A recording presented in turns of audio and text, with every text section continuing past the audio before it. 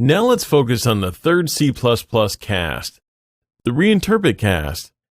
As the name implies, this cast will allow you to make reinterpretations, but upcasts and downcasts as well.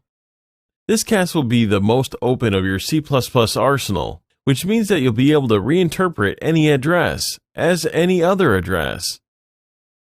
Of course, with all the consequences it may have, let's take a look at a little example of use of this cast. Let's take for an example an less than a greater than reference value, which will be a float initialized to an arbitrary value of 420,042. Here I'm going to use a less than void star greater than to take the address of our float. Then the address of less than a greater than is a less than float star. The less than b variable greater than variable is one of the less than void star greater than type. Then we have an implicit promotion. No problem. Then if we want to move down, to move to a more accurate type, whether it's an address on an integer or a reference to an integer, I'll be able to use my reinterpret cast. Of course, here the syntax will be the same as with the other casts, but keep in mind that there won't be any semantics checks on what you're writing. Basically, the compiler trusts you.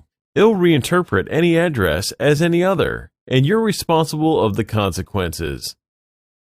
Of course, I haven't mentioned it in the example here, but you can imagine having an instance of a random class and reinterpret cast this instance as another class type. For example, an elephant or a mouse.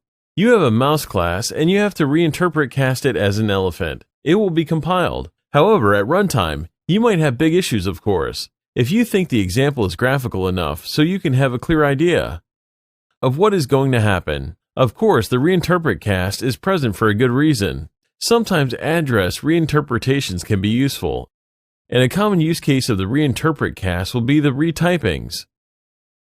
It means that you'll receive data from a network, for example. You'll get a stream of random data which you will probably store in a less than void star, a raw memory buffer of no type.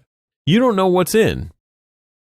The protocol tells you that the stream of bytes you received are chars actually. You could reinterpret it as a string. You'll be able to reinterpret cast this stream of bytes. This void is a char, so you'll turn your less than void star into a char star to use your byte stream as a string. It's one of the commonly used correct examples of reinterpret cast, changing the type of some data we lost the type information of. Of course, since we can turn anything into anything, with the reinterpret cast, you better know what you want, because if you make a mistake, it will have dramatic consequences. That's it. It was very simple. I don't need to linger any longer on the reinterpret cast. I'll see you in a moment for the fourth cast of C++. See you.